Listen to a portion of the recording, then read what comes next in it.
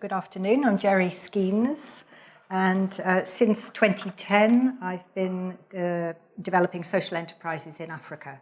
Since January I've been working for Zana, researching for Zana, and I'll be the MD for Zana during the pilot year. Oh, and Zana means tool in Kiswahili. I should have asked you if anyone knew that. It's Kiswahili is the most commonly language spoken across East Africa, and this is a business that will go East African wide. First of all, Rwanda. Rwanda is a small, hilly country with over 11 million people, mostly smallholder farmers. Average land holding is half a hectare, and that's divided into different plots of land, 4 or 5 usually. So this landscape is typical: steep, small fields, and a range of staple crops grown, as you can see.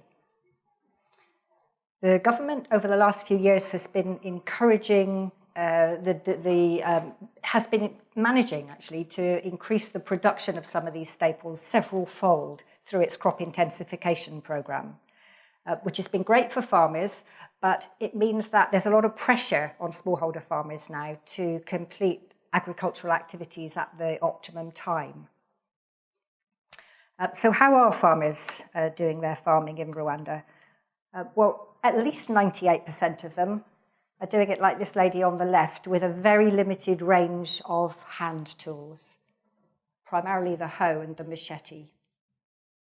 Only 2% of Rwanda is farmed by tractor, and that tends to be in the east of the country where it's flatter. And given that the average annual income is £470 or thereabouts, obviously even hiring a tractor is beyond the capability of most Rwandan farmers. But our research showed us that in between there are a lot of intermediate technologies, and some of these, virtually all of them save time, and many of them have other benefits as well. And the time saving is very important. As I was saying, there's a higher level of production in Rwanda now. Farmers are tight for time. Farmers are paying labourers to work on their fields for them. Half of Rwanda's smallholders are paying others every season to work on their land. And that costs them 40% of their agricultural input, labour costs. So tools that can do things faster reduce smallholder labour costs. And as well as that, some of the tools are capable of reducing losses, increasing yield, or improving the quality of a crop, so it can be sold for a higher price. So if there's all these tools around, and research tells us that there are, why aren't they more widely used? We wondered about that, so we set out to find out why they're not more widely used.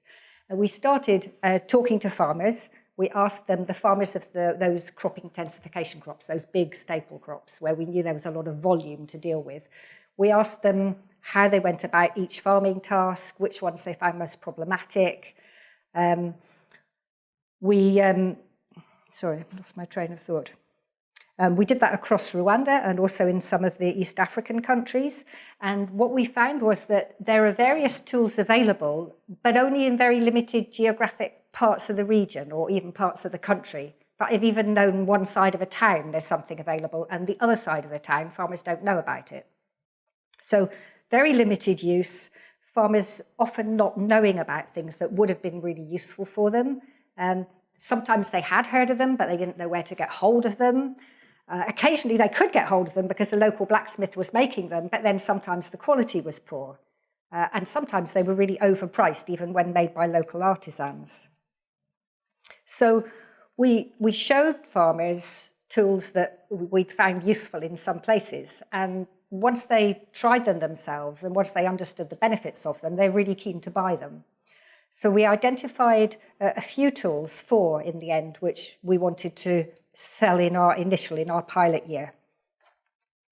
And the model that we've come up with for selling the tools for the business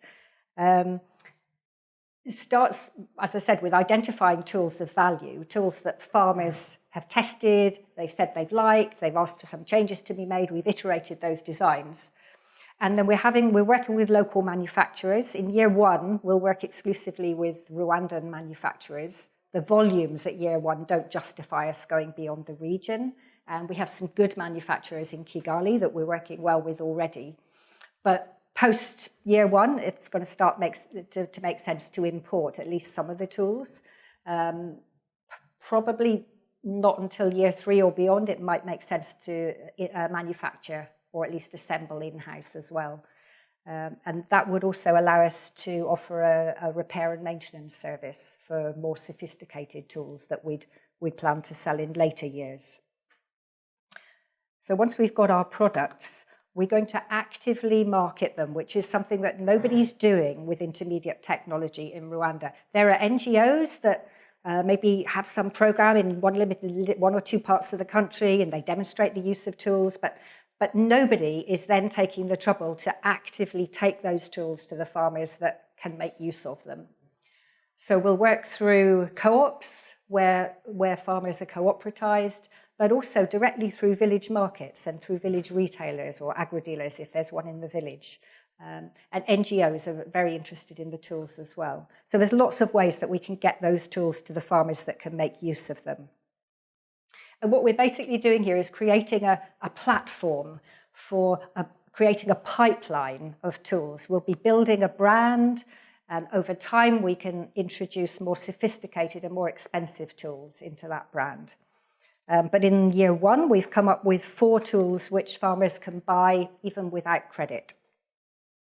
So I want to show you our 4 year one tools. This is one of them. Different types of handheld maize sheller. I don't know if any of you saw the video at the beginning, but maize in Rwanda is generally, it's dried and then it's very hard at that point. And to take the kernels off the cob, you generally use your thumbs. You can pass them around. Yeah, please do. So shelling with your thumbs, you start to get blisters after a couple of hours. So if you've got to do it all day, it's really no fun at all. You physically can't keep going all day with it. But these really simple devices are 3 times faster than shelling with your thumbs. And the 2 of them are already available in parts of East Africa. The cast iron one, I've never seen in East Africa, but at year 2 or 3 volumes, it would make sense for us to get them cast abroad. And the plastic one, there's one going around the room, is brand new. We're just playing with the idea of plastic. But if we can make plastic shellers work, then potentially the cost will be a few pence per sheller. Reduced damages on this as well, because the other way that farmers shell maize is they put the dried cobs into a sack and they beat them with a stick, which is very damaging for the maize. Once you've done that, the maize can only be kept for a week. It just starts to rot, and you can't sell it. Certainly you can't sell it for a high price. So the manufacturing cost in year 1 is going to be £3, but it will reduce significantly, and it will depend which of these models we go with. We will test all 4 for farmer interest, especially the plastic one. We just don't know what farmers will make of that one because it's never been tried before. So we don't know whether they'll perceive that as having more or less value than a metal one. The Rwandan market for this sheller is 1 million, because there's well over 1 million people in Rwanda that are farming maize, and hardly any of them use shellers at the moment. And in Uganda, conditions are a little bit different in that there are a few more shellers available. They're a bit more widespread, but still most people are shelling without shellers. So we think that the market size there will be twice what it is in Rwanda. So that's our first year 1 tool. Our second one is another maize sheller. We have a lot of maize farmers in Rwanda, and they need help. This is Joseph Gafaranga. He's become our partner. He's the person that invented, certainly in Rwanda, he invented this sit-on sheller. He came across a heavy metal handheld one in Uganda, and he thought he could improve on it. So he's added the handle and an integral seat. And he says that apart from being twice as fast as a handheld, it's more comfortable. You can use it all day. And he's sold 2,500 of these over the last 10 years. So that he's getting them into Rwandan farmers, but he can't get them as far as he'd like to get them. He needs something like Zana to get his tools further. He's an inventor. He's invented all sorts of things. He's brilliant. So twice as fast as the handheld, doesn't damage maize at all.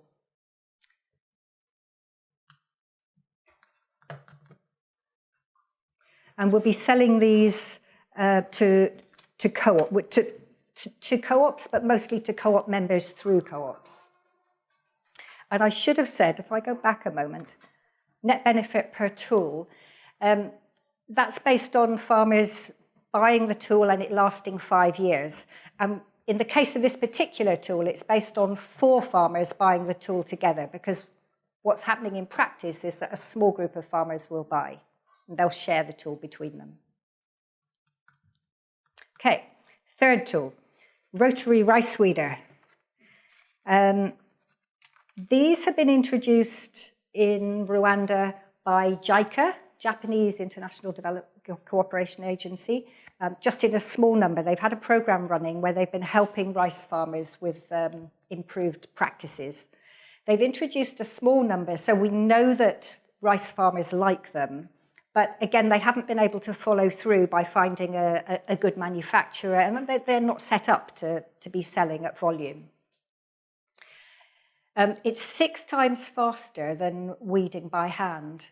When we spoke to rice farmers, we said, what are your problem times? Weeding was more of an issue than anything else for them, because they have to weed 6 times a year. And they weed by hand or with a short little forked hoe. So it's 6 times faster, which means that most of them are paying labourers. It reduces their labour costs a lot. And it also increases yield for a whole variety of quite complicated reasons, which Virginie in the picture there is terribly good at explaining to rice farmers, better than I am. But they include, you see, it's a rotary weeder. And as the teeth pull out the weeds, they actually dig them into the earth, into the soil, so that acts as a fertilizer. And it aerates the soil so that more water gets to the roots of the plants. And that means more nutrients get to the roots of the plants. It also it forces farmers to plant their rows the correct spacing.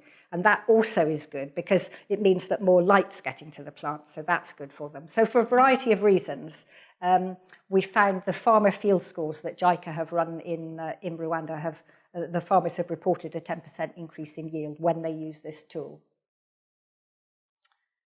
Big net benefit for farmers with this tool. The market in Rwanda is virtually every rice farmer in Rwanda. There's hardly any of them in the country. And in Tanzania, conditions for the most part are similar in the paddy fields, and rice weeders are useful there. I've seen 1 or 2 in use there, but again, not many. And again, they'd be useful there. In Uganda, they're not likely to work.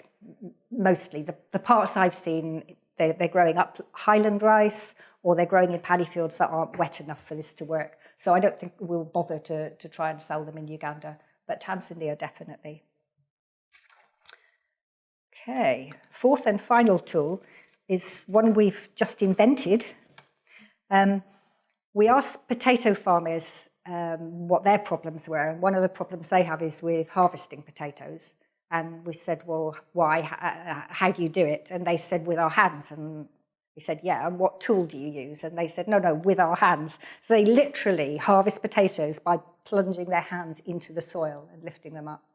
And I said, that can't be much fun. And they said, no, we get little cuts on our fingers here. And then sometimes there's stones or glass. Occasionally there's snakes. We don't like it. And I just thought, well, what do we do in Europe? If you're a gardener in Europe and you've got potatoes, you use a fork. And if you've got more potatoes, you maybe use a potato hook, which is just really a modified garden fork. So I printed some pictures of the potato hook and gave them to Joseph, the inventor, and I said, Joseph, can we, because he farms potatoes as well as maize, so what can we do with this? And he came up with this, which acts like a hoe, you know the way they use a hoe in Africa. You bring it down and drag it across your row of potatoes. And I said, no, that's not right. It's meant to be like a fork. We need to make some like a fork, and then we'll see what farmers make of them. So we took them to farmers, the two types, and of course the farmers preferred this one. So that's the one we're making. Twice as fast as their current method. And they say they're collecting more of the small potatoes with this because Joseph put the teeth close together. Again, it's really different from the European one, just has like 3 or 4 tines. But this one, he insisted on having plenty of teeth quite close together.